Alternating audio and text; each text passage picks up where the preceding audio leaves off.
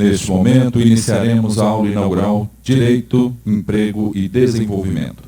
Informamos que, após o término, haverá um momento de perguntas que devem ser feitas por escrito e entregues aos nossos colaboradores no auditório. Senhoras e senhores, alunos, professores, é com grande satisfação que anunciamos a fala do vice-presidente do Partido Democrático Trabalhista, excelentíssimo senhor Ciro Gomes.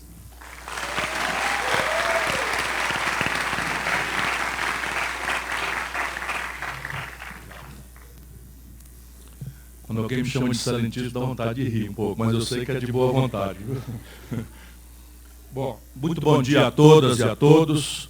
É muito grato para mim poder atender a esse convite dos estudantes, dos professores da nossa PUC de Minas, que é uma escola que todos nós que cultivamos o bom pensar acadêmico e a excelência do esforço, não é, de pesquisa, estudo, avaliação, a aplicação desse conhecimento na vida do povo. Todos nós que amamos a ciência, a tecnologia, temos um profundo respeito pela PUC.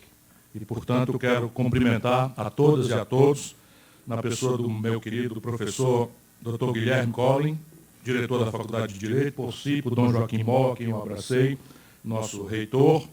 Quero cumprimentar a professora Wilba Lúcia, agradecido pelas palavras que expressam a gentileza e a hospitalidade da boa gente mineira, coordenadora do curso de Direito. Quero cumprimentar a professora Alice Bircal, professora da PUC de Minas, uma amiga querida. Quero cumprimentar todos os estudantes, na pessoa da Beatriz Coelho, nossa futura deputada, quer dizer, presidente do Diretório Acadêmico. Eu estou despertando vocações, sempre que eu posso. Quero cumprimentar meu querido amigo, deputado pelas Minas Gerais, deputado Mário Eringer. Quero cumprimentar das pessoas que eu mais respeito no Brasil, meu querido amigo, professor Luiz Moreira. E neles cumprimentar, como a gente fala lá nos comícios do Ceará, as demais autoridades civis, militares e eclesiásticas, que é para poder começar a reflexão. Veja, eu estou encarregado pela organização de conversar consigo ao redor de 45 minutos, o tempo de uma aula, ao cabo dos quais eu tentarei responder questionamentos, perguntas, ouvirei críticas, antagonismos, enfim, eu até lamento que seja por escrito, mas pode mandar a crítica por escrito, que eu gosto de ouvir, porque eu aprendo muito nesses encontros também. Vamos fazer de conta, por agora, que nós, ao invés de sermos profissionais do direito, a maioria, e eu sou AB Ceará 3339, com a inscrição ativa e a anuidade paga em dia, não é? Essa é a minha profissão, sou professor da universidade, e nas horas vagas eu faço barulho na política, não é?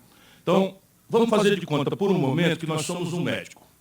E diante de nós chega um paciente. Esse paciente está se queixando de dor para cá, dor para ali, dor para acolá, dor para cá e dor para ali, e mais outra dor acolá. São muitas dores, muitos sintomas. Qual é a solução? É tomar um melhoral, mandar tomar um melhoral e ir embora, ou a gente fazer um exame, aprofundar o diagnóstico, a inteligência desses sintomas, se debruçar na literatura, na experiência de outros colegas, e compreendendo a doença, porque o sintoma não é a doença, os sintomas são sinais da doença, levar o doente ao devido tratamento, que pode ser só um comprimido, uma gotinha, mas pode ser, e eu creio que no caso brasileiro é, uma intervenção cirúrgica de alto risco e muito complexa.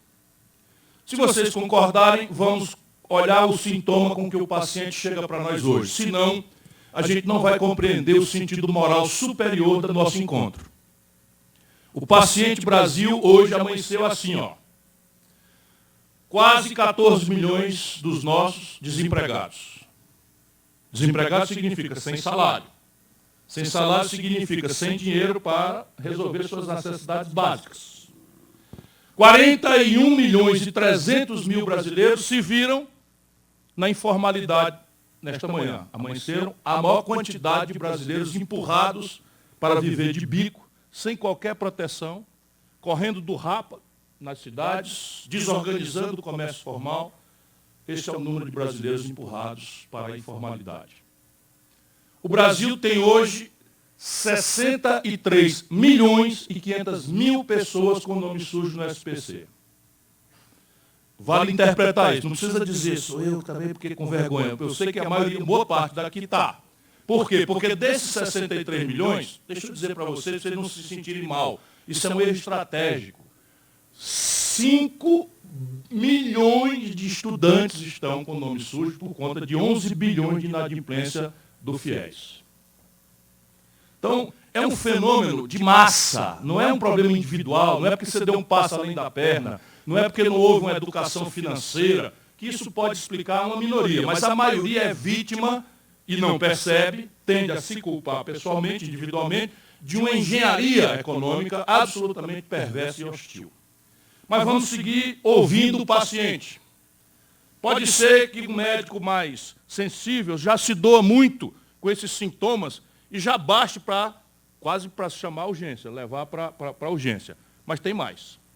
Quando a gente se preocupa por um outro tipo de sintomatologia, vamos dizer, aqueles que se preocupam com a sanidade do tecido produtivo do país, nós vamos falar sobre emprego no limite, desenvolvimento, não é? Se os sintomas desse tipo de especialização médica for mais o tecido produtivo, aí que a notícia é terrível. O Brasil, nos últimos 3 anos, fechou 13 mil indústrias. Nos últimos 3 anos, o Brasil fechou 220 mil pontos de comércio. Sobre emprego, emprego não é uma coisa que a gente fala em abstrato. Emprego é assim, cada um desses pontos de comércio, numa conta de 220 mil nos últimos 3 anos, empregava 2 a 15 pessoas. Se eu fecho 220 mil, desgraçadamente, eu estou falando aí 1 milhão, 1 milhão e 500 mil desempregados numa média. Postos para fora recentemente no Brasil, nos últimos 3 anos. O Brasil tem 5 milhões e 400 mil micro e pequenas empresas responsáveis por 7 em cada 10 empregos na nossa economia, na inadimplência e na antessala da falência ou da recuperação judicial, como se fala mais modernamente. O Brasil está com esse conjunto de sintomas. E aqui nós temos que começar a refletir sobre o diagnóstico. Será que alguém acredita que isto é culpa, que é um conceito muito comum na nossa cultura cristã, católica? Será que isso é culpa de Chico, Manel ou Rosa, para nos permitir alimentar a ilusão de que se trocar Chico, Manel ou Rosa por Maria, Joaquim ou Pedro, nós vamos resolver o problema? Já seria um diagnóstico bastante errado. É muito mais provável que isso seja um palpite do que um diagnóstico. O problema aqui é de projeto. O problema aqui é de compreensão estrutural. Claro que Chico, Manel ou Rosa, Joaquim, Pedro ou Rita, não são irrelevantes. Porque precisa ver o que é que vem na cabeça desses fulano, beltrano ou cicrano. Mas é vã a ilusão, pela extensão do problema, acreditar que esse problema é um problema só de erro de manejo, que trocando A por B, nós vamos resolver. E isso vai ficando um pouquinho mais complexo pelas nossas paixões, pelos nossos ódios, pelos nossos amores, pelos nossos terríveis preconceitos, quando a gente lembra que esse problema não foi criado pelo Bolsonaro. Porque esse problema é mais antigo. O Bolsonaro, dá para dizer logo de partida, está agravando cada um desses problemas. Mas não foi ele que criou. E isso nos apanha aí com aquela possibilidade de um diagnóstico apressado e, portanto, de uma terapêutica errada. E essa é a minha tarefa hoje. A gente não veio senão provocar vocês para a gente pensar, para a gente refletir, banindo os ódios e amores. E ódios e amores são naturais da pessoa humana. Eu, por exemplo, sou o pior conselheiro para dizer que você não deve fazer as coisas com paixão. Porém, quando estiver exercitando o diagnóstico, é preciso lembrar dos manuais, né, dos compêndios, das lições preciosas dos professores, da experiência internacional comparada, para a gente minimizar o erro de diagnóstico. E eu tenho para mim, e vamos conversando juntos aqui, que o diagnóstico brasileiro é relativamente simples, sob o ponto de vista só técnico. É de uma extraordinária complexidade política, porque isso não é tecnocraticamente resolvido, isso é resolvido no embate de nós brasileiros, do jeito que nós somos. Amáveis, terrivelmente queridos e, às vezes, muito complicados, preconceituosos e ultraconservadores.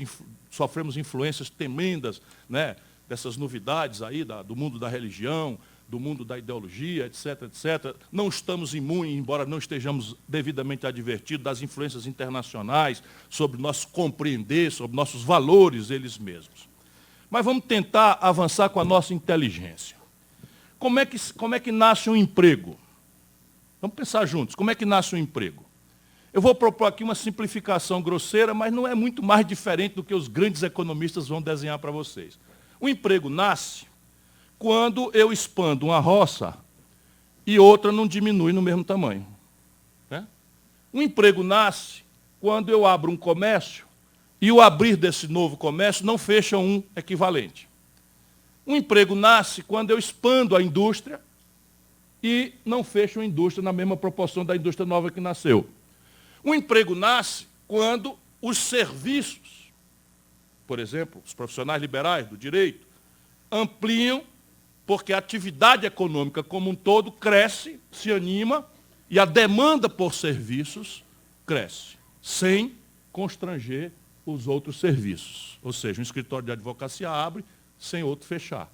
Um consultório de dentista abre sem o outro fechar. Concordam comigo? É trivial.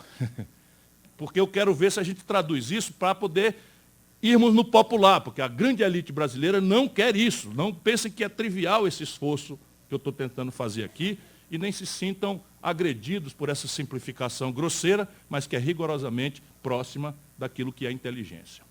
E aí, uma roça crescer, uma indústria se expandir, um comércio expandir, a atividade do serviço expandir, não é consequência fatalista do acaso.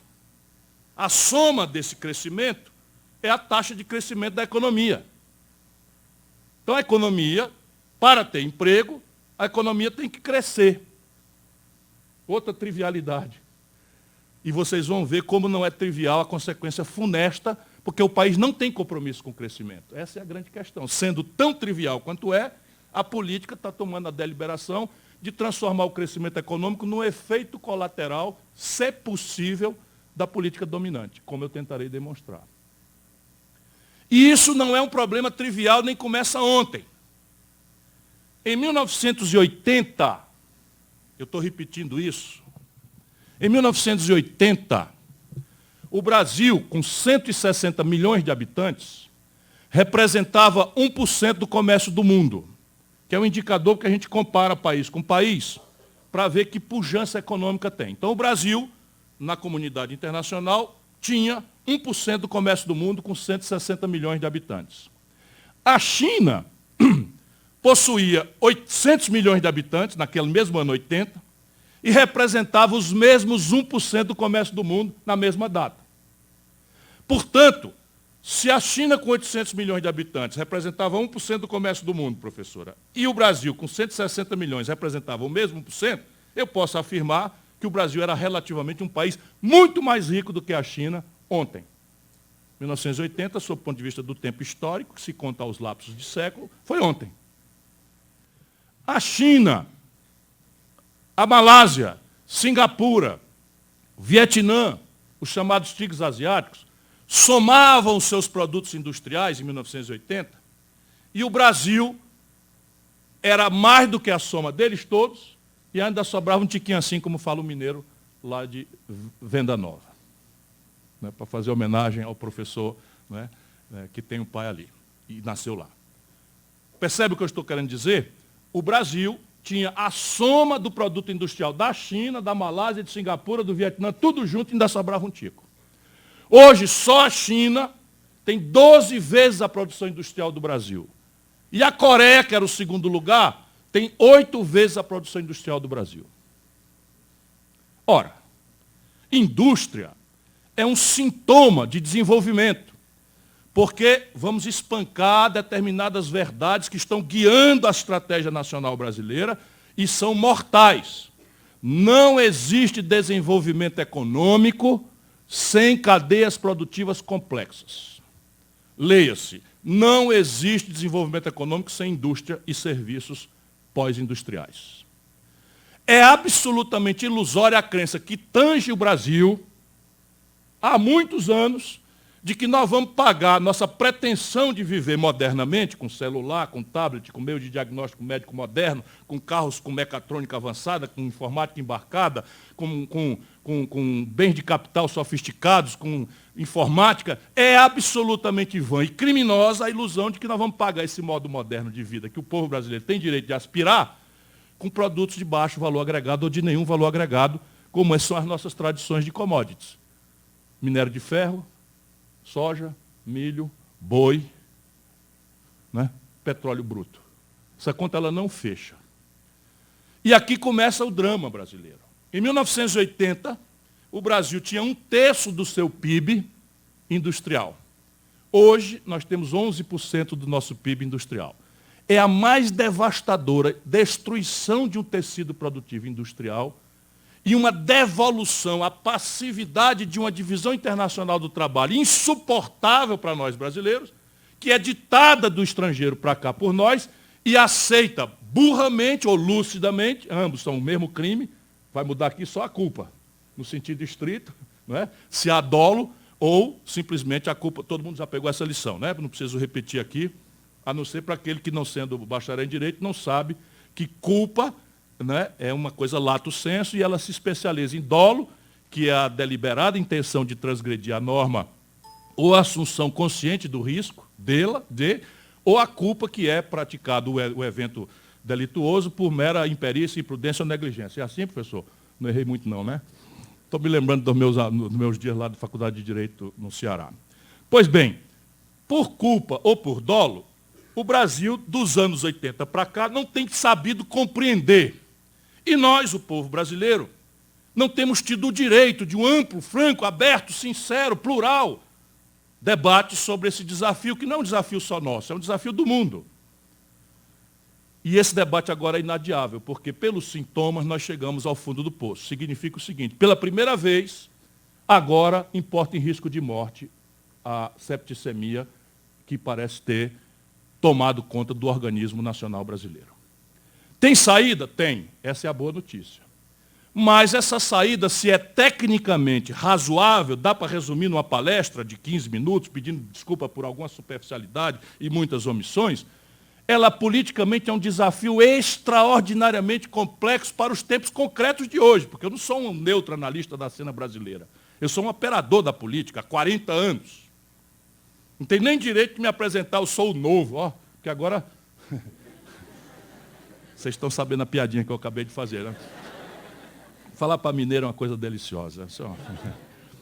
Olha aí, Brasil, que não entendeu. Novo é porque o governador aqui é do novo e é a coisa mais velha que pode existir. Penso eu, ninguém da mesa tem responsabilidade com as minhas falas aqui presentes.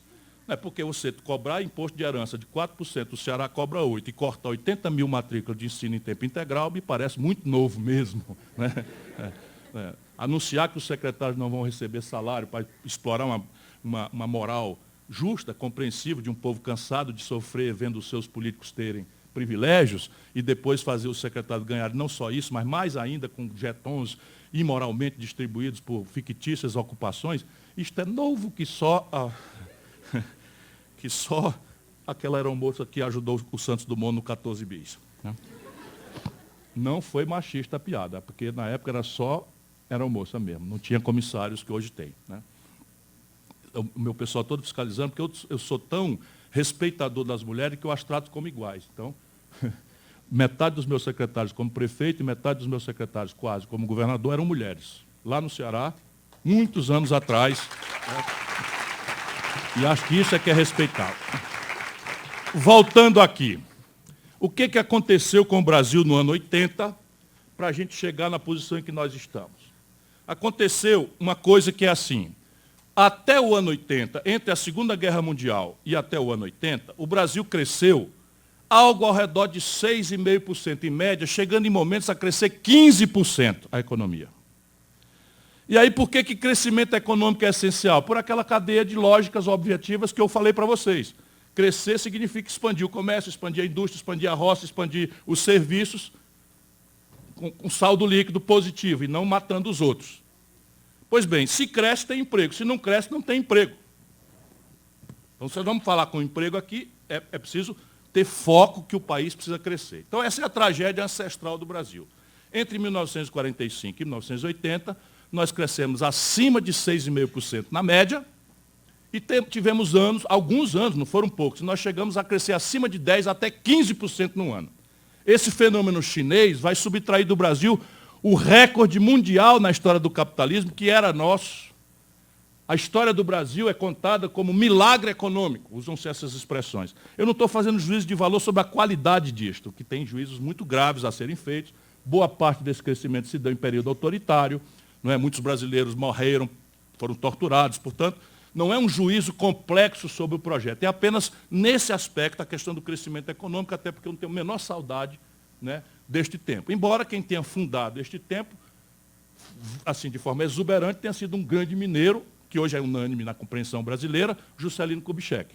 O Brasil, de fato, avançou 50 anos em 5 com esse grande mineiro, Juscelino Kubitschek, e aqui nasceu a indústria automobilística, e aqui nasceu a Petrobras, criada lá atrás em 54 pelo Getúlio Vargas e implantada de fato. Enfim, o Juscelino é bem o exemplo desse momento melhor do Brasil. Também nasceu com ele o cinema novo, nasceu com ele a bossa nova, nasceu com ele o respeito internacional, hoje meio perdido depois do 7-1 que aconteceu aqui em Belo Horizonte, da nossa seleção brasileira, mas nós fomos campeão do mundo em 58 e 62, assim, 2 Copas seguidas. Enfim, tudo de bom fazia o brasileiro acreditar que nós estávamos indo para o nirvana, para o céu, e o Brasil hoje está nessa situação de decadência. Do ano 80 para hoje, e este é o número, nós estamos falando de média, do ano 80 para hoje, o Brasil cresce ao redor de 2% ao ano apenas. Com um problema gravíssimo, sob o ponto de vista de vocês, jovens especialmente, mas do país como um todo. O Brasil, ao crescer 2,2% em média ao ano, cresce a sua população no mesmo período quase a mesma coisa. Cresce 1,7% ao ano a população. Portanto, se fossem perfeitas, ando eu repetindo, as instituições que distribuem renda no nosso país, e elas são o oposto, elas são as mais perversas, como eu comentarei na sequência, o Brasil tem 5 pessoas hoje que somam, que acumulam, que concentram a renda e as posses dos 100 milhões de brasileiros mais pobres. Isso não existe no mundo. Isso não é capitalista, isso é feudal, é pré-capitalista, isso não tem nada de neoliberal, isto é selvageria. 5 pessoas concentram a renda que possuem os 100 milhões de brasileiros mais pobres. Porém, vamos ao prático. Se eu cresço 2% e cresço 1,7% ao ano, dividindo a riqueza que cresceu por cabeça, eu estou enxugando gelo. Estou parado, concordam comigo? Porque cresceu o numerador 2, cresceu o denominador 2, 2 sobre 2, 1. Né? Não é assim na matemática moderna? Não é? Então o Brasil pode-se dizer está parado em matéria de crescimento per capita, e nesta velocidade, nós, se parar a Europa mais pobre, ali o Mediterrâneo, não é? Se parar a Europa mais pobre, nós vamos chegar perto do desenvolvimento deles daqui ao redor de 120 anos. O que, evidentemente, é intolerável, não é? É insuportável. Por que isso aconteceu? Por que lá atrás a gente crescia e agora a gente não cresce mais? Me parece ser a guia do debate, que é aprofundar o diagnóstico. Agora nós já levamos o paciente para fazer a ressonância magnética, a tomografia computadorizada, exame de sangue, exame de urina. Nós temos que examinar tudo, não é? Seguindo a metáfora que eu lhes propus no começo. O Brasil, no passado, cresceu, vou simplificar por exiguidade de tempo, cresceu basicamente porque tinha um projeto nacional de desenvolvimento guiando nossas energias, orientando o nosso debate político. Então era um projeto que tinha hegemonia, tinha o poder, na sequência, contínuo, mudava de ditadura, Juscelino, não é? Getúlio democrático, Getúlio período mais autoritário. O Brasil, por mais que o regime e as pessoas mudassem, aquilo que é Chico, Manuel, Rosa ou Maria, nós tínhamos um projeto, uma guia, um mapa. Vamos por aqui, que por aqui tem. E aí mudava os regimes, mudava a política, mas era por aí que a gente estava indo. Qual era a lógica? A lógica era substituir a monocultura do café aqui para baixo e da cana-de-açúcar lá para cima, estou simplificando grosseiramente por respeito ao tempo de vocês, e uma oligarquia rural que se alternava. Há uma revolução em 1930, tem mais uma vez, historicamente, o papel central de um grande mineiro, Antônio Carlos de Andrada, que, ao ser traído pela oligarquia do café, resolve estimular o Getúlio Vargas, que vem do Sul, tinha sido um tenente de 22, com os valores da modernidade, né? Aspas, aspas, aspas, a modernidade de antanho, mas, por exemplo, o direito das mulheres votarem, que não existia, não é? O Brasil, então, ia para outro caminho. Chega de ser uma grande fazenda, para onde estão levando a gente de volta, chega de ser um grande buraco para tirar minério barato para o estrangeiro, e vamos industrializar o Brasil. Era óbvio. Olha a audácia. Naquela data, o país era 82% rural e apenas 18% morava nas cidades. Olha a audácia. O Brasil não tinha rudimento tecnológico praticamente de nada. Só para vocês verem, o rudimento de metal mecânica, que é fazer uma foice, um facão, um martelo. Foice, martelo. É uma homenagem, cadê o meu amiguinho? Já foi? Já está indo no banheiro. É porque ele veio com a foice e o martelo aqui. Mas assim, uma pá, uma picareta. Né? Pronto. Fiquei mais contemporâneo do Brasil falando em picareta. Né?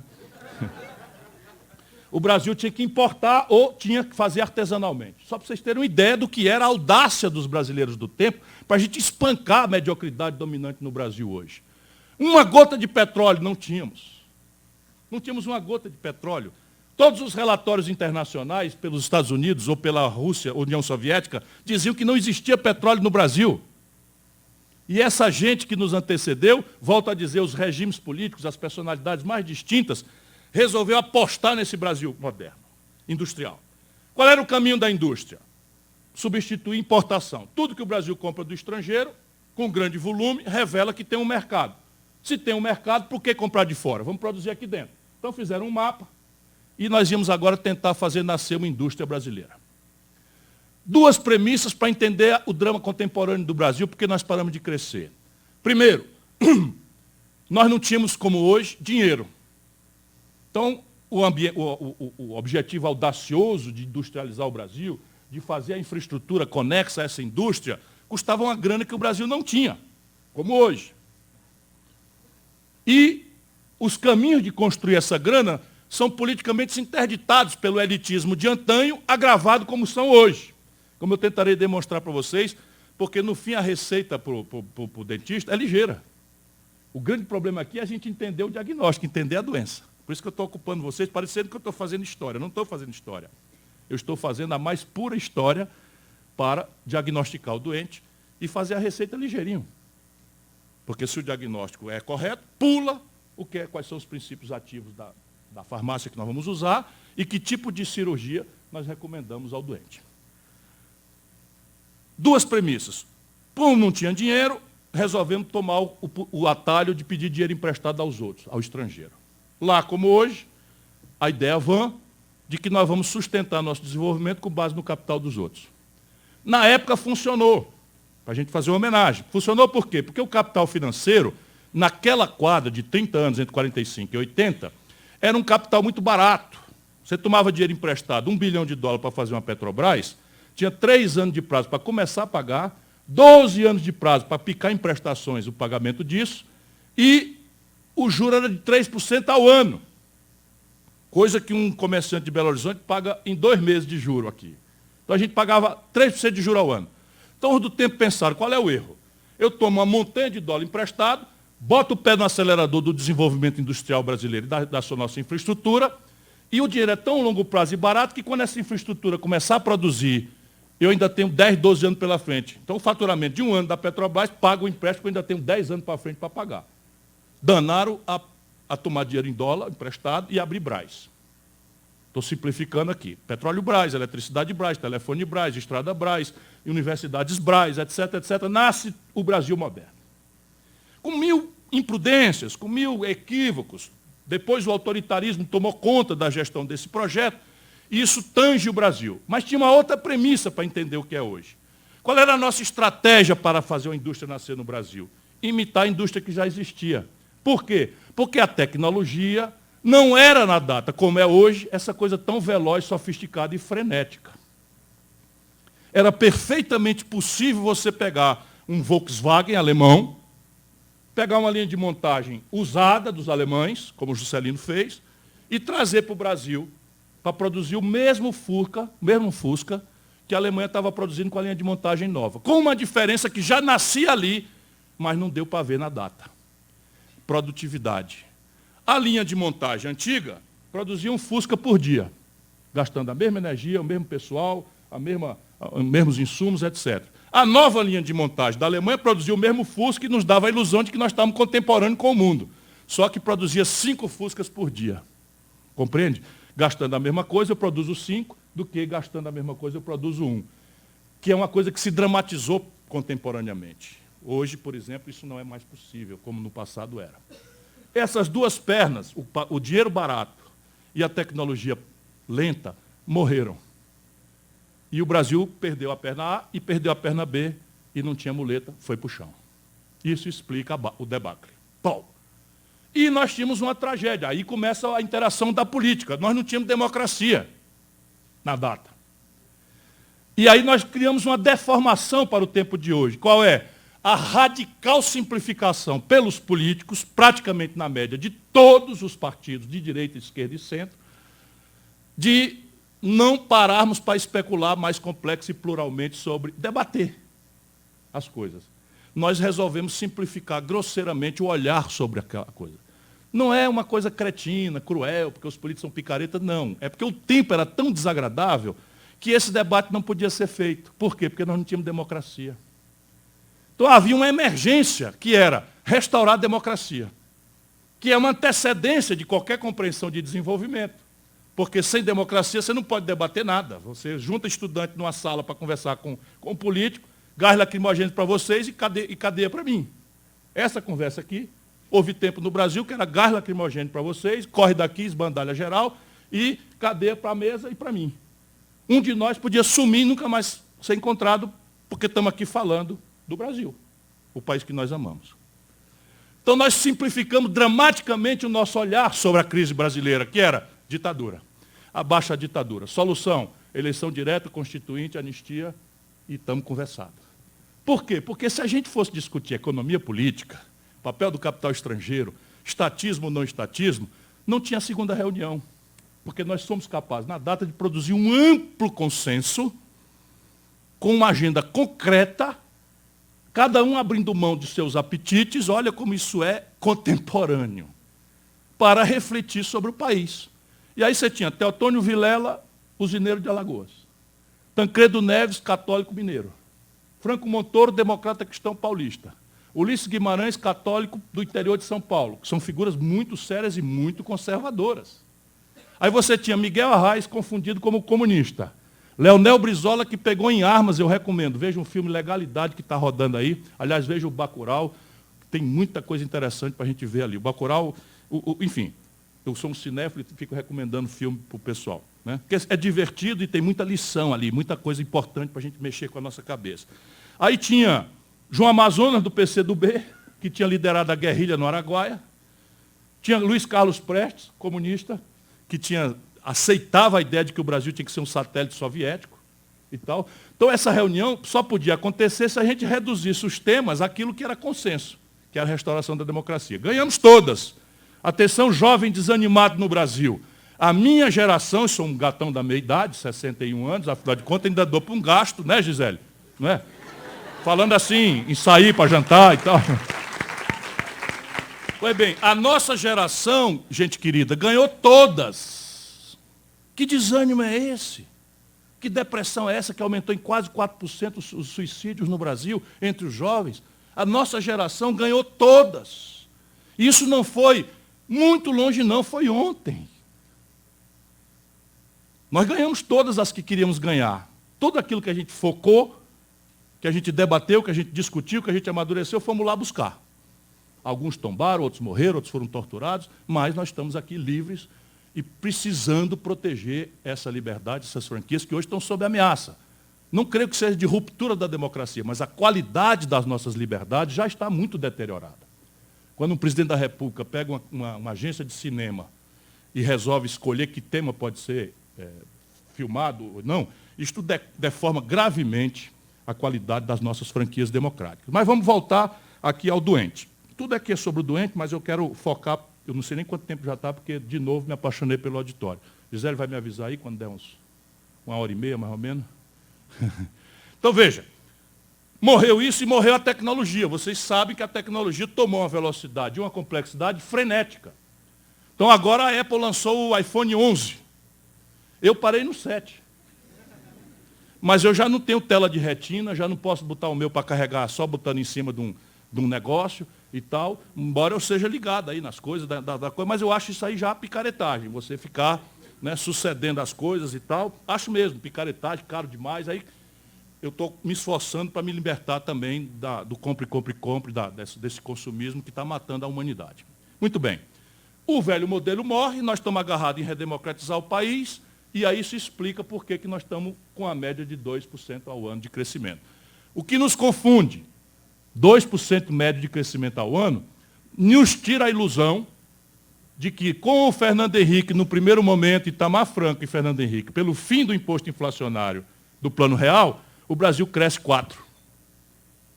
Cresce 5, comigo, ministro da Fazenda. Aí o Fernando Henrique fica popularíssimo, e como o problema era grave, nós tínhamos que levar o doente para fazer os exames e a cirurgia, e o Fernando Henrique levou o doente para o baile funk.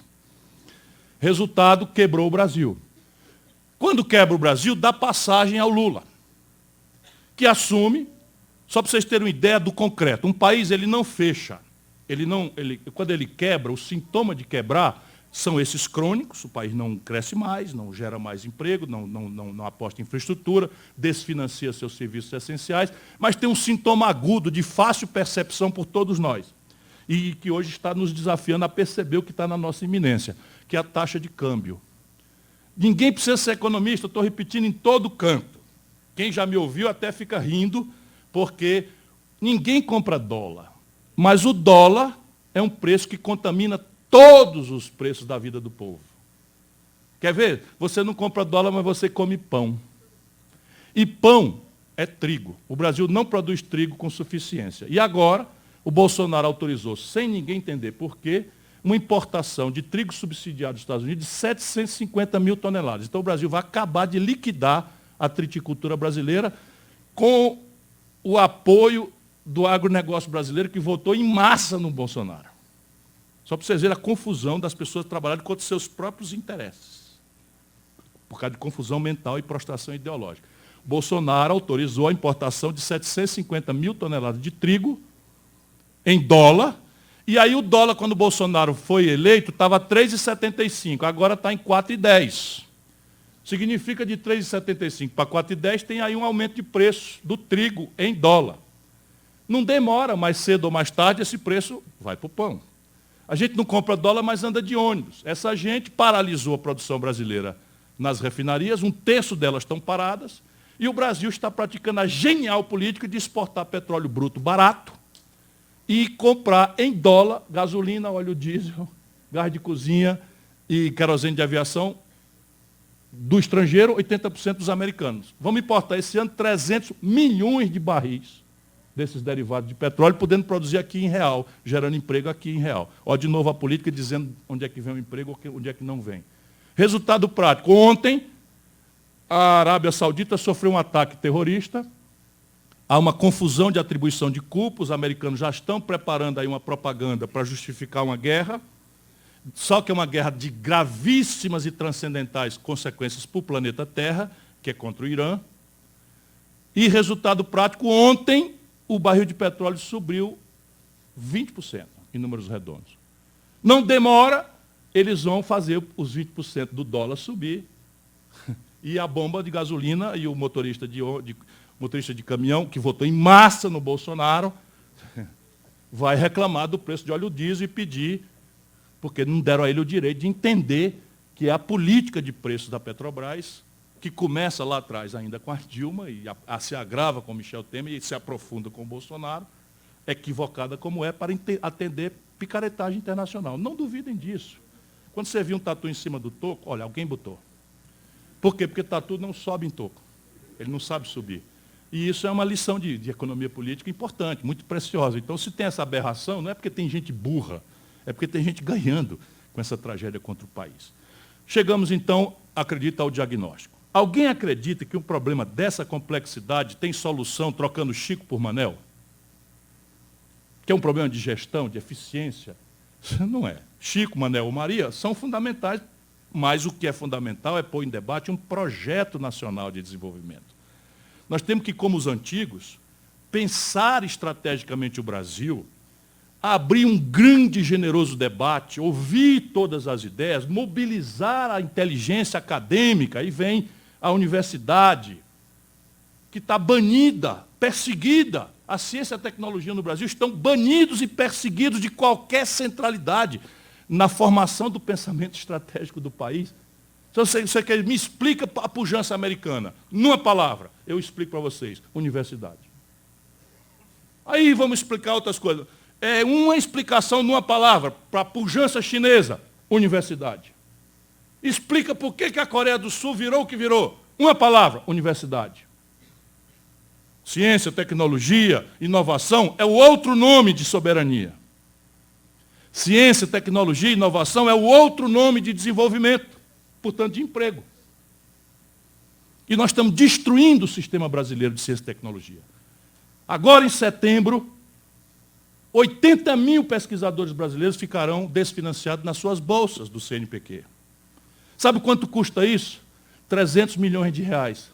Sabe quanto o Bolsonaro já gastou em publicidade esse ano? 1 bilhão e 600 milhões de reais.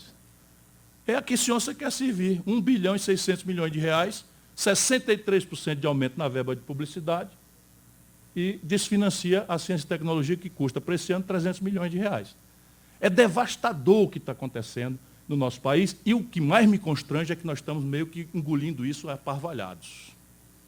Por quê? Porque a nossa alternativa, alternância de poder, desmoralizou-se. Você vai falar qualquer coisa, o cara diz, cala a boca, corrupto. Você vai falar qualquer coisa, por que não fizeram em 14 anos? E isso, então, nos traz ao tempo presente. Tem solução? Tem. Vamos fazer a terapêutica. O Brasil precisa ir para uma cirurgia. A cirurgia, basicamente, tem que buscar um novo projeto nacional de desenvolvimento.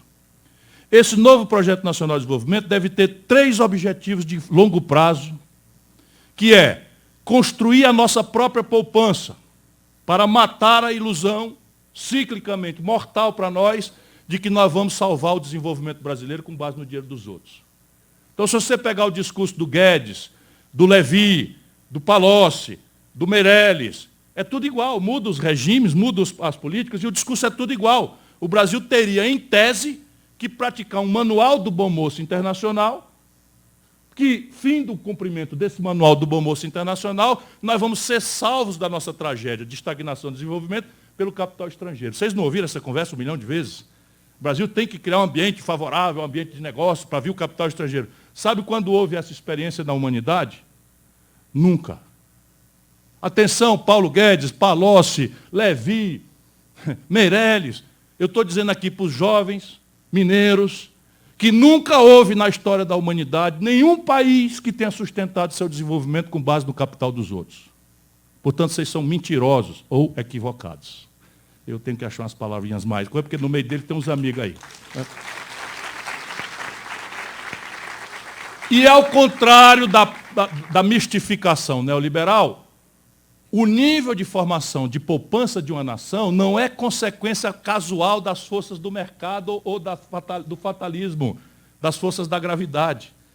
O nível de poupança varia de país para país conforme o desenho institucional, atenção meus companheiros profissionais do direito, é o desenho institucional que a política faz ou deixa de fazer, faz nesta ou naquela direção, que explica como é que um país tem poupança alta, como a China, 45% do PIB, ou uma poupança criticamente baixa, como o Brasil, 14% do PIB. É, na prática, o modo como se desenha o sistema tributário. Na prática, é como se desenha o sistema previdenciário, que, modernamente, é o vínculo entre a poupança popular de longo prazo, a poupança que eu faço para o meu tempo de retirado, de aposentado, e o investimento de longo prazo. Isso aqui tudo está por fazer, mas é perfeitamente factível no Brasil. Depende da política. Segundo objetivo de fundo, matar a ideia vã de que existe no manual econômico, na experiência internacional, seja onde for, a ideia da propaganda vencedora de que, à luz da ineficiência do Estado, da corrupção, dos péssimos exemplos, infelizmente não faltam, né? É absolutamente ilusória a crença neoliberal de que o mercado resolve isso. Quer dizer o quê? Vamos negar o mercado? Opa, não é isso que eu estou falando. Ninguém melhor do que o livre mercado, do que a concorrência, o capitalismo, sabe como garantir retorno ótimo à alocação de recursos escassos. Eles ganham a psicologia da gente porque nós estamos levados a pensar que ser feliz é acessar um padrão de consumo maravilhoso com a renda apertada que temos. Então, eles dizem assim, ó, o mercado é que vai garantir pela competição que você vai ter acesso ao melhor bem ou serviço pelo menor preço. E a gente acaba acreditando, porque eles, em cima disso, novelizam. Olha o tamanho da ladroeira do Estado, olha o privilégio dos políticos, olha não sei o quê. Isso tudo é muito bem organizado no mundo e aqui. E a gente tem que tirar os exemplos. Mas hoje os exemplos são novelizados, como quem vê uma vaquinha, eu estou em Minas Gerais, que era muito boa, a vaquinha é muito boa, produz 10 quilos de leite em 2 ordenhas, faz um queijinho, dá uma cria por ano e, de repente, pesteou de carrapato. Carrapato é uma praga. Ninguém duvide de que é. E os neoliberais propõem uma solução muito fácil da gente entender. Senta um tiro na testa da vaca. Tei! A vaca, pum, os carrapatos morrem. Mas junto com ela morre o leitinho que a gente tinha, morre o queijinho que a gente tinha e a cria que a gente tinha. Mal comparando, em terras mineiras, né? Uma vaquinha morta é uma coisa muito herege, eu quero crer que eu insultei vocês a brigar. Né? Essa raiz telúrica está em todos nós. Guimarães Rosa disse uma certa feita para o meu pai que o cearense era o mineiro do norte. Eu me sinto mais ou menos assim também. Não sei se por influência do meu pai. Mas voltando aqui. Então, extinguir essa ilusão significa que nós precisamos resolver outra questão de fundo. É substituir ideologia de quinta categoria por ciência boa. Todas as nações que sustentam o desenvolvimento, pouco importa a variância institucional, professor, é uma coisa impressionante. Foi esse esforço acadêmico que eu me dediquei 1 ano e meio na Universidade de Harvard. 100% das nações, não interessa a institucionalidade, as suas histórias, as suas línguas, a confusão, existe uma premissa. Por aqui ou por acolá você vai encontrar, para explicar o êxito civilizatório, um Estado forte, o lamentável é que nem sempre é democrático, para nós queremos que seja democrático, um Estado forte, uma iniciativa privada empoderada e convergente com o consenso de desenvolvimento pactuado ou hegemonizado e uma academia instantaneamente comprometida em produzir as respostas técnico-científicas para o desafio proposto do desenvolvimento. Essa é a segunda tarefa do Projeto Nacional de Longo Prazo. E a terceira, investimento em gente. Não existe nação desenvolvida com 6 anos de escolarização média. Esqueça, não tem produtividade com 6 anos de escolarização média. A Colômbia, que é um país mais pobre do que o Brasil, mantém 42 de cada 100 garotos de 18 a 25 anos com ensino superior. O Brasil, mal e porcamente, tem 18 em cada 100.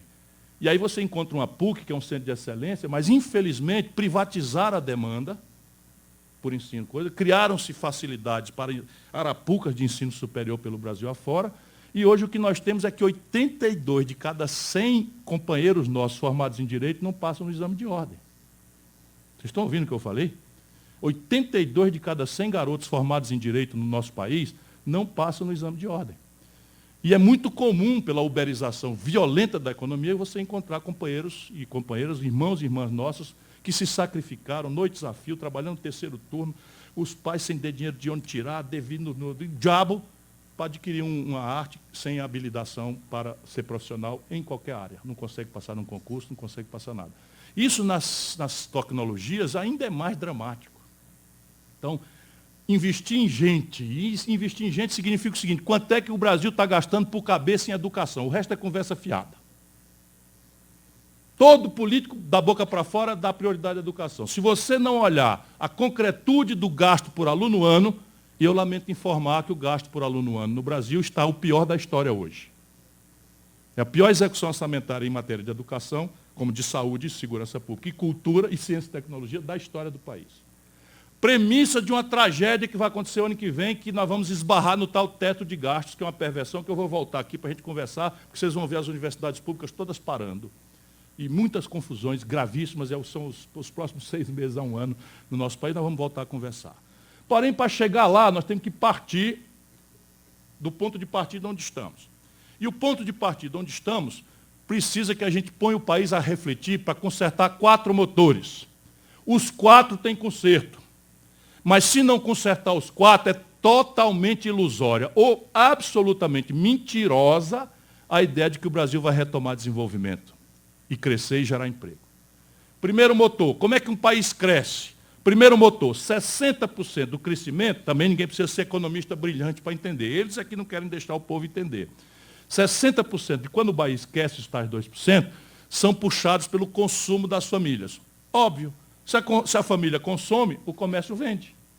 Se o comércio vende, abre uma outra loja e não fecha aquela. Se o comércio vende, ele compra da indústria. E ele comprando mais da indústria, a indústria abre outra e não fecha aquela. Por isso que eu disse que a terapêutica é mais rápida do que o diagnóstico. Se a gente fizer acordo no diagnóstico, a terapêutica pula. E o consumo das famílias também não é uma consequência fatalista, é consequência de 3 fatores. Dá para mexer nos 3, mas é necessário e praticável, no curto prazo, mexer no terceiro. Como é que as famílias consomem? Salário, renda, salário, renda e emprego. Quer dizer, emprego, salário e crédito. Então, salário e renda, quer dizer, emprego e renda, vai ser mais ou menos uma consequência da retomada do desenvolvimento, não vem antes, a não ser naqueles setores onde o governo pode, isso tem ciência para isso, o mundo inteiro está discutindo isso, que é o governo tirar a catatonia do capitalismo, ciclicamente crise, e puxar o emprego via setor público. Por exemplo, 24 mil obras paradas. Por exemplo, metade das grandes cidades brasileiras não tem saneamento. Por exemplo, o metrô de Belo Horizonte, prometido um ano sim, outro também, e ninguém faz.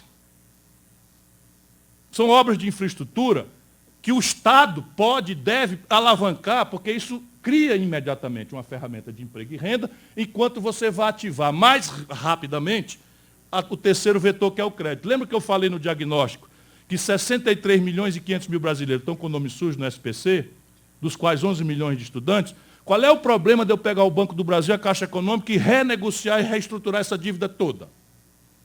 Eles, o Ciro Gomes é um demagogo, está mentindo. Não, eu estudo essas coisas há muitos anos. Isso se faz facilmente, eu estou dizendo para vocês. Por quê? Porque essa dívida está inflada por abuso. Quem pica uma prestação no cartão do Visa, American Express, se for nos Estados Unidos, que não existe, paga 17% de juros ao ano. No Brasil, paga 271% de juros ao ano. Por quê? Porque não tem concorrência e a autoridade encarregada de fiscalizar isso, regular isso, está entregue para eles. Nós entregamos as galinhas para a raposa tomar conta, que é o Banco Central brasileiro. Vem aí a proposta de autonomia do Banco Central. Para quê? Para subtrair do povo brasileiro a capacidade de mexer nisso. E isso é a nova escravidão.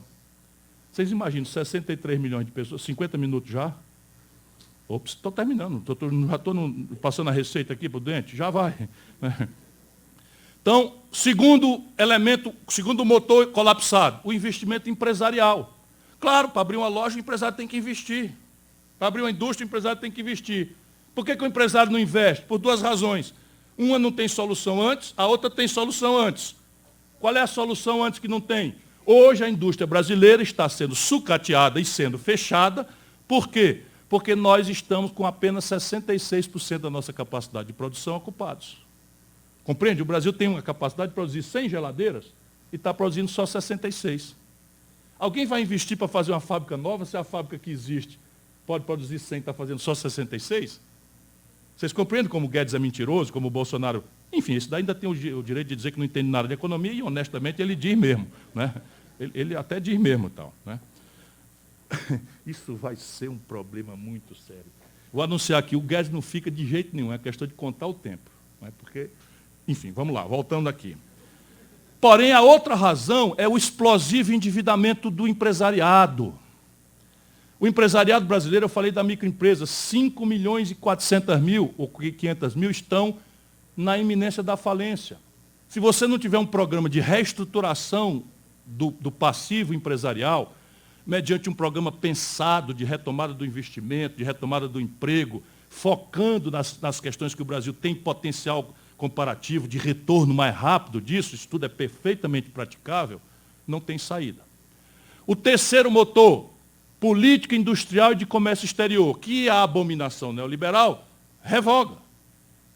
E aí eles querem que a gente aceite que a disputa comercial com o mundo deve ser arbitrada na mistificação da livre competição. Ora, o empreendedor internacional se financia a juro negativo. Meus companheiros, vocês não são obrigados a saber o originalíssimo momento que a humanidade está vivendo. Existem hoje 15 trilhões, com T de tapioca, de dólares aplicados a juro negativo no mundo rico. Significa o seguinte, eu tenho 1 milhão, eu empresto para o governo americano, não é americano, o governo europeu, o governo chinês, o governo coisa, e o governo fica me devendo só 950 mil. Juro negativo.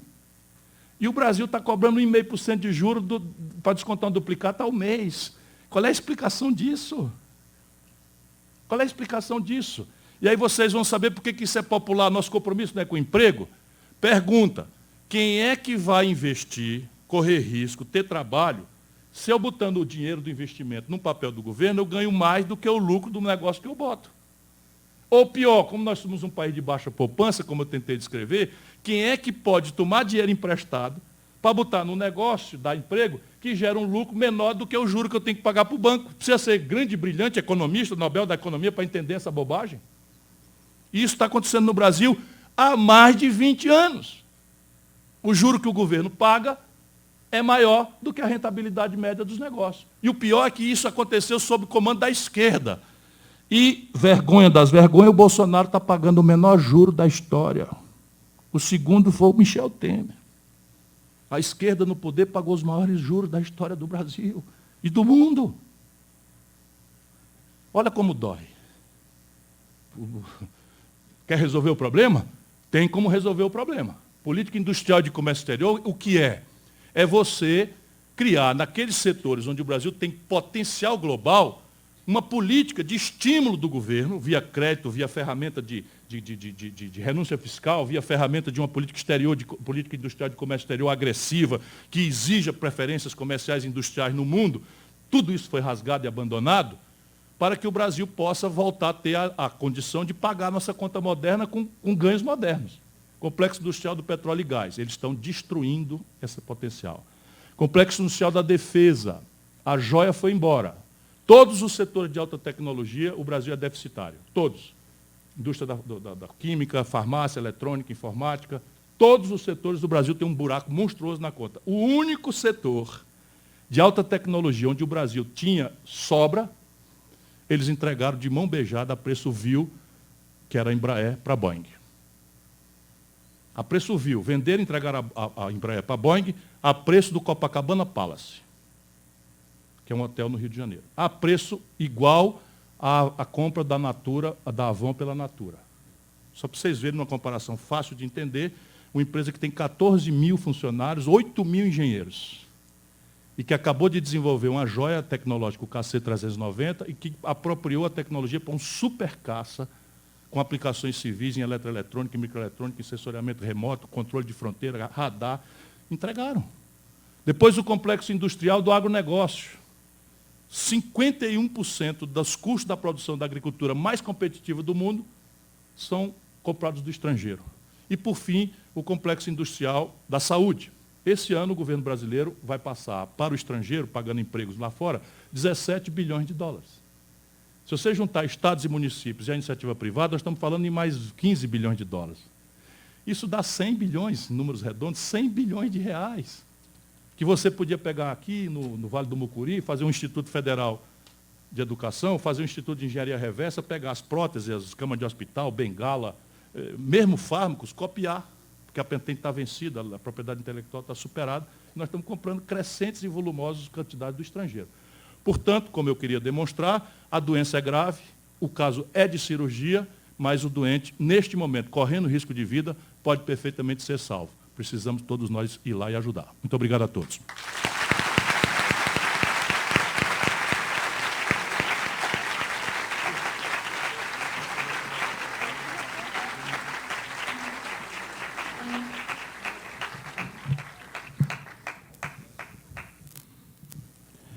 Com a palavra, o diretor da Faculdade Mineira de Direito da PUC Minas, professor Guilherme Coelho Collen. O convite feito ao professor Ciro para estar entre nós está justificado a partir da sua fala. A universidade é um lugar de ideias, de pensamentos, de liberdade. Professor Ciro, concordemos ou não, é um pensador, um homem que veio para dizer aquilo que pensa e tentar nos convencer acerca daquilo que acredita. Obviamente que todos são bem-vindos à universidade, desde que tragam ideias. Muito obrigado por ter trazido as suas ideias para nós. O professor fez referência à penúria da aprovação dos alunos na OAB, né? Eu tive a satisfação, eu e a professora Wilba, de estar em Brasília no início do ano para recebermos o selo OAB Recomenda. A Faculdade Mineira de Direito está entre as 10% das faculdades de Direito, né? Entre mais de 1.500 faculdades, a Faculdade Mineira de Direito foi reconhecida com esse selo de qualidade. Como todo bom professor, tem que responder perguntas, né? E há aqui várias perguntas para o Ciro responder. Vai ser impossível responder todas, mas eu até pergunto à assessoria se não tem um e-mail para a gente fornecer, para que aquelas pessoas que não foram contempladas com a resposta possam... Temos um e-mail?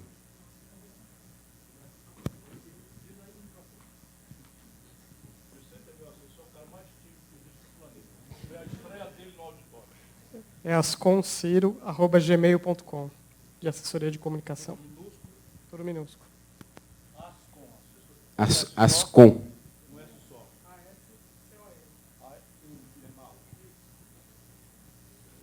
Mala, não tinha uma palavra melhor do que mala? Maria. Mas aqui nós temos duas perguntas. Ciro, qual a sua opinião sobre a liberação do saque imediato do FGTS? Visto que, segundo o presidente, a dívida do brasileiro é de R$ 500. O que você tem a dizer sobre a reforma da Previdência?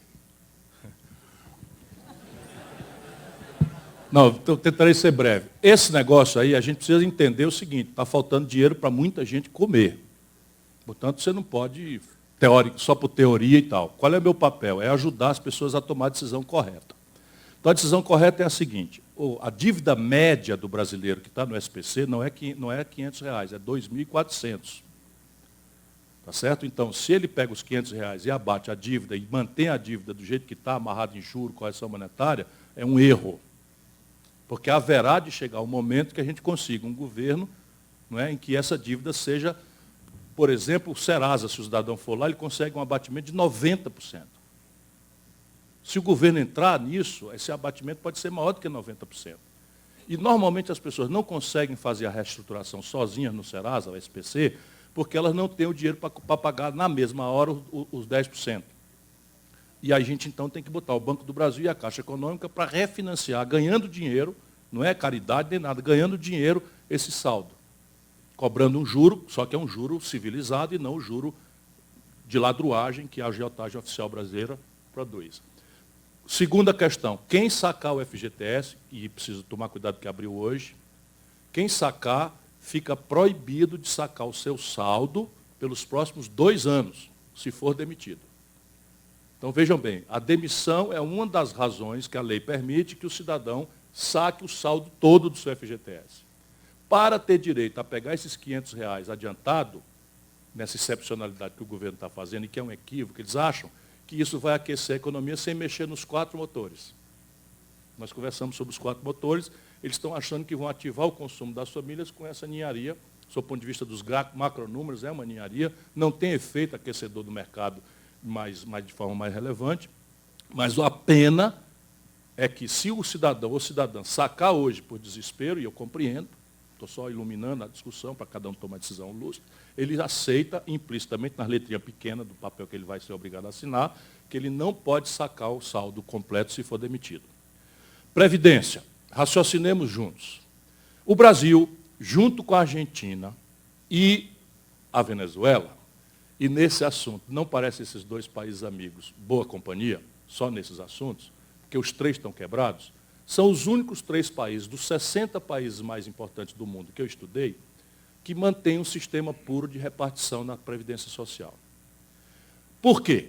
Porque o sistema de repartição ele funciona numa lógica, que é simples de entender. Eu hoje trabalho e financio com o meu trabalho, uma fração do meu salário e do meu patrão, o aposentado que não pode mais trabalhar porque inteirou a idade. Este sistema ele só funciona com 2 pernas, que as 2 morreram. A primeira perna, demografia jovem. Então, para funcionar, é preciso que a média do trabalhador seja muito jovem, ou aproximada a muito jovem. O Brasil não é mais um país jovem. Só para vocês terem ideia da violência desses anos 80 para cá, o efeito na demografia é o seguinte: o Japão levou 110 anos para ter 1/3 da sua população com mais de 70 anos. O Brasil, dos anos 80 para cá, 40 aninhos, virou mais de 1/3 da sua população com mais de 70 anos. Tamanha a violência sobre as costas do povo, o efeito demográfico é esse. Né? A população está envelhecendo muito rapidamente, então nós temos com problemas de demografia envelhecida e essa perna do sistema de repartição sumiu, da repartição puro. A segunda perna é um alto nível de formalização do mercado de trabalho. Alguém precisa ser economista para entender? Não. Qual é a principal receita que financia a Previdência? É a carteira assinada, que identifica, documenta a relação de trabalho e, portanto, faz incidir uma contribuição no patrão, 20%, e no trabalhador, 11%. O Brasil, como eu mostrei para vocês no começo, está com o pior nível de informalidade na economia da história. E essa selvageria, chamada de reforma trabalhista, veio legalizar esta perversão. Então, só para vocês terem uma ideia, o Bolsonaro está se gabando de que o desemprego está diminuindo. É fato. O Brasil, quando o Bolsonaro tomou posse, estava com 12,3% de desemprego aberto. Hoje estamos com 11,8%. Então caiu 0,5% o desemprego. Isso significa 408 mil novas vagas. Quando você vai olhar, 89,7% de todas essas vagas são aquilo que eu estou chamando de uberização do mercado de trabalho. Vagas de gente que vocês podem ver de noite aqui em Belo Horizonte. Né? Você sai de noite, está o cara correndo com um caixote nas costas para ganhar R$5. A renda média dessas pessoas é inferior a R$433. E isto é o que eles chamam de emprego em pleno século XXI. Evidentemente, o Brasil precisa pôr em debate uma reforma da Previdência. E aí o governo, aproveitando este consenso entre quem estuda, faz uma reforma que não ataca o problema. Por quê? Porque eles fazem um ataque na despesa da Previdência. E o problema não é a despesa da Previdência, é o modelo com que a Previdência brasileira se estrutura. E aí eles fizeram o quê? Vamos pegar concretamente exemplos. Os militares, o déficit da Previdência hoje, no Brasil, ao contrário da propaganda, sem o desvio de receita previdenciária para o buraco sem fundo da dívida, o buraco na conta da Previdência esse ano é de 50 bilhões de reais. Vou decompor esse déficit. Os militares custam 47 bilhões de reais por ano e contribuem com 3 bilhões de reais por ano. O que o Bolsonaro fez? Nada. Esse privilégio está conservado exatamente. Ou seja, o maior rombo parcial da Previdência está intocado. Ele aumentou um pouquinho a contribuição e aumentou os salários numa proporção maior. Portanto, zero enfrentamento de privilégio. E todo o corte que ainda está sendo votado no Senado, estão tentando atenuar, faz com que 83 de cada R$100 de economia que mantém o sistema ruinoso, e a conta não fecha, portanto é uma grande mentira que há em tramitação a reforma da Previdência. Você tem aí um arremedo, um malajambrado, mas 83 de cada R$100 de sacrifício é nas costas de quem ganha até R$3.000. Então é uma perversidade. E ela vai atingir lá aquele primeiro motor da economia. Lembram que o primeiro motor de ativação econômica é o consumo das famílias. E o consumo das famílias, por exemplo, quando você chega num pequeno município do interior de Minas Gerais, do norte de Minas, 70% do dinheiro que circula ali é soma de Bolsa Família ou Seguridade Social lato sensu, benefício de prestação continuada. Só uma providência, que é assim, O aposentado hoje, ele tem direito a contar a aposentadoria 80% dos maiores salários. Ou seja, ele trabalha, você entra no trabalho, você entra como estagiário, está começando a vida, ganha o menor salário da sua vida. Aí vai crescendo, se qualifica, faz um curso, vai melhorando o salário. E o legislador brasileiro resolveu, então, que quando se aposentar, o brasileiro tem direito de desconsiderar os 20% menores salários e fazer a média dos 80% maiores salários para que a aposentadoria seja próxima, quanto possível, do último salário que recebeu. Eles fizeram uma providência que alarga isso para 100% dos salários, ou seja, puxa a média da aposentadoria para os 100% de salário. Só isso corta 13% da renda média do pobre brasileiro. 13%. Então, você está fazendo uma providência que não resolve e uma providência que é antissocial, porque mantém privilégio e hostiliza os mais pobres, e uma providência que vai descontinuar, vai agravar a contração de demanda que explica porque 220 mil pontos de comércio fecharam, 13 mil indústrias fecharam e a economia brasileira está jogando de lado. Solução, um sistema de previdência com 3 pernas. A primeira perna, equivalente a um salário mínimo, de acesso incondicional a todo brasileiro que não possa mais trabalhar, tendo ou não podido contribuir, fora do orçamento da Previdência. Os cálculos também estão todos no meu site, no meu programa. Segunda perna, um sistema de repartição, como é esse de hoje, só que confinado a um teto até R$4.000. Isso tira 80% dos trabalhadores brasileiros. E a terceira perna, um regime de capitalização público, porque boa parte da turma aí da esquerda quer me desqualificar dizendo que eu estou defendendo igual o Paulo Guedes. Não tem nada a ver uma coisa com a outra. Tem a ver o seguinte, o sistema do Paulo Guedes privatiza a Previdência, o meu se mantém público. Por que isso é uma diferença? É preconceito ideológico? É não. Onde se privatizou, você pega o acervo de poupança da população e, como é privado, eles jogam na especulação. Os bancos cobram uma fortuna de comissão. E na letrinha pequenininha está lá que o risco é incorrente do freguês. Então ele faz um risco, joga num fundo de ação, esse fundo de ação mica, o freguês perde a aposentadoria. Por isso que não pode ser privado, tem que ser público e condicionado, por isso, sob controle dos trabalhadores, a um regramento corporativo, que é como funciona a Previ, a Petros, etc., etc. Esse sistema é de complementar e de adesão voluntária, e o sistema do Guedes dispensa a contribuição patronal. O nosso obriga a contribuição patronal. Portanto, é uma diferença completa, mas isso aqui resolve o problema da Previdência. Em outro caso, não existe solução para a Previdência, a gente discutindo só Previdência. Por conta da demografia envelhecida, o mundo inteiro está complementando o financiamento da Seguridade Social com recursos de natureza tributária. E aí eu proponho um tributo em linha com as melhores práticas do mundo, um tributo progressivo sobre lucros e dividendos empresariais, que o mundo inteiro cobra, menos o Brasil e a Estônia, e proponho que na transição agora a gente desconte 20% das renúncias fiscais. Isso aqui resolve o déficit em 12 meses. Só para vocês verem como o problema brasileiro é político. E vou, de novo, sem querer provocar nada, tenho o maior respeito e carinho por todo mundo, mas ou a gente conversa como ela tem que ser, ou nós não vamos ajudar o Brasil a achar o caminho. Esse imposto sobre lucros e dividendos, eu era ministro da Fazenda, eu cobrei, quando ministro do Itamar Franco. O Fernando Henrique tomou posse, revogou, e o PT passou 14 anos no poder e manteve isso revogado. Isso em linha com as melhores práticas do mundo. Só o Brasil e a pequena Estônia não cobram. Isso aqui resolve o déficit em 12 meses.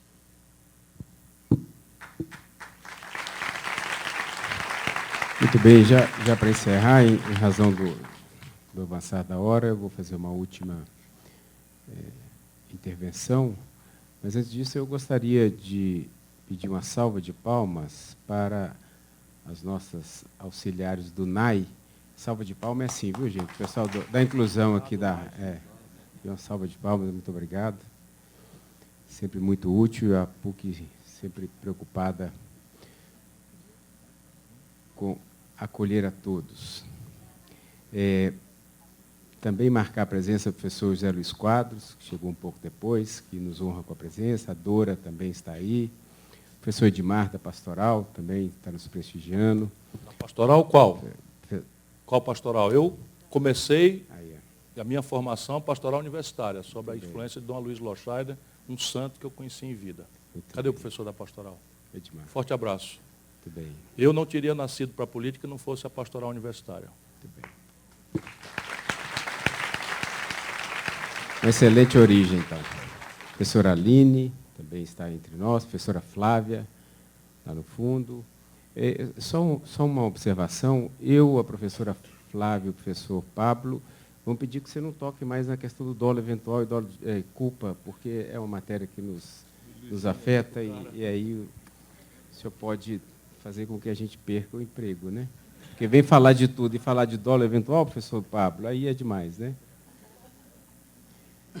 Mas foi correta, viu, o conceito. A última observação feita por um colega da plateia: como o noticiário econômico brasileiro confunde o cidadão difundindo uma ideologia de culto ao mercado como protagonista e condutor da política econômica brasileira? Bom, isso é uma pergunta-chave.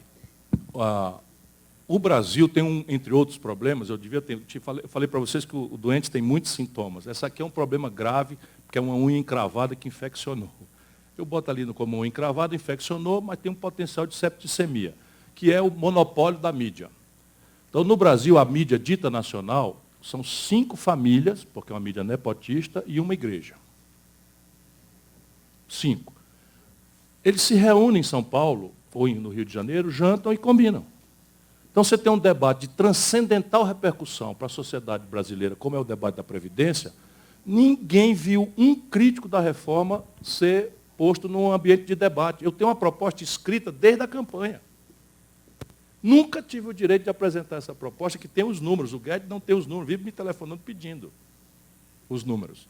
Eu até mandei os assessores para lá para ajudar e tal, não aproveitaram nada. Mas, enfim, porque eu quero ajudar a resolver o problema do Brasil. Eu não quero ver o circo pegar fogo para rir da cara do palhaço, porque eu estou convencido que o palhaço somos nós. Então, minha vida é dura, minha vida é difícil, eu quero ajudar e tal. Mas o problema da mídia no Brasil é um problema grave, porque não existe democracia representativa moderna sem informação.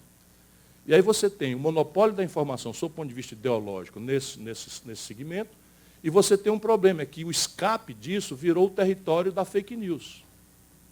Então, hoje eu amanheci e telefonei para dar um esporro na minha assessoria, porque eu vi um Twitter meu, né, que chama, um tweet meu, eu não opero, um assessor, dizendo que eu sou lindo e gostoso e maravilhoso. Eu digo, agora exageraram.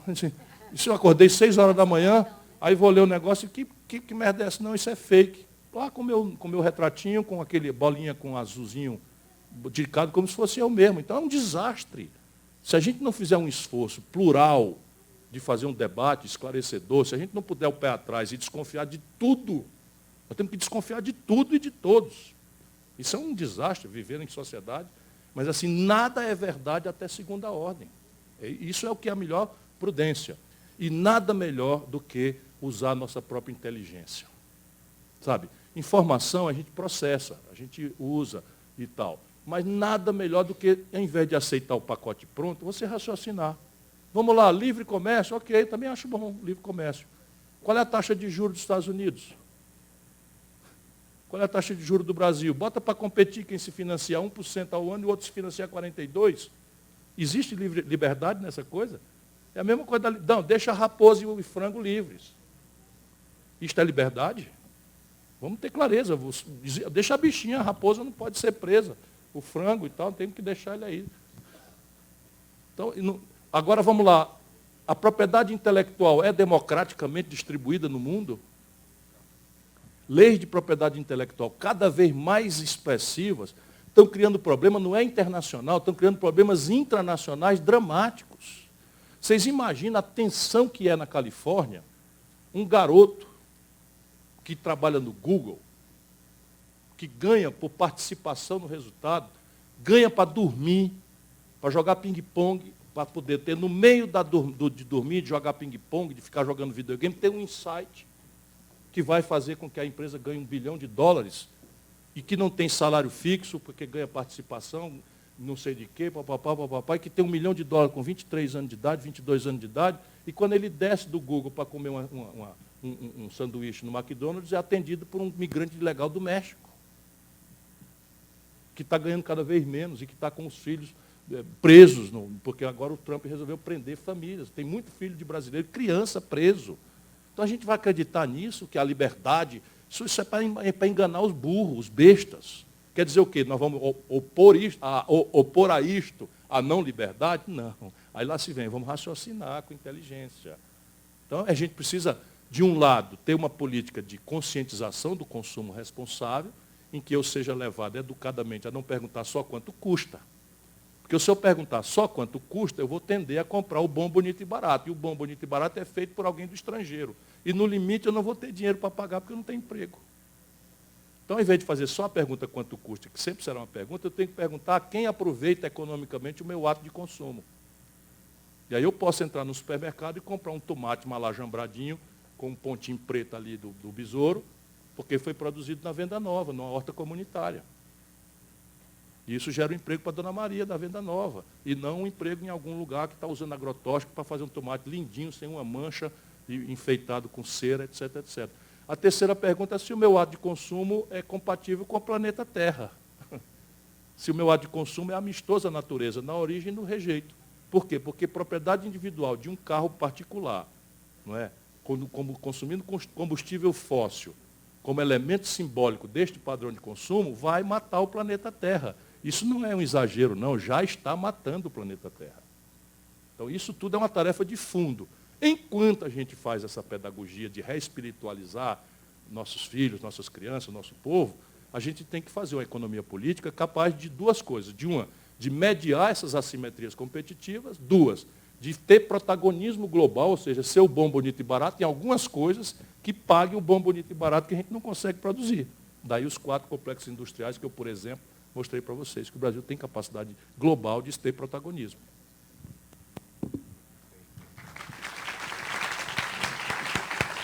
Eu quero lembrar o professor Ciro, relembrá-lo a fala do nosso reitor há pouco, dizendo que a PUC Minas está sempre aberto para ouvir as suas ideias e, como eu disse, todos aqueles que tiverem ideias terão espaço aqui na PUC Minas.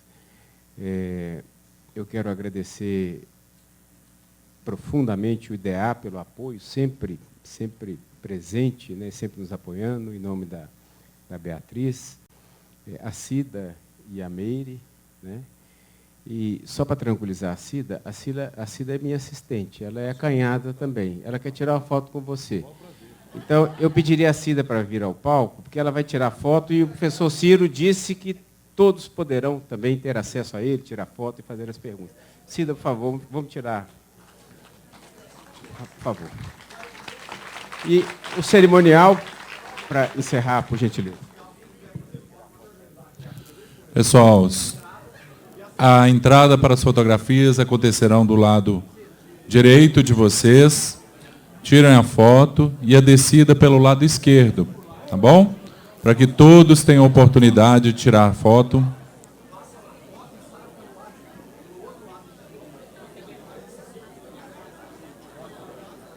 Recapitulando a todos, todos poderão tirar a fotografia com tranquilidade, tá? Mas subindo pelo lado direito no palco, onde eu estou, descendo pelo lado esquerdo, o lado das bandeiras.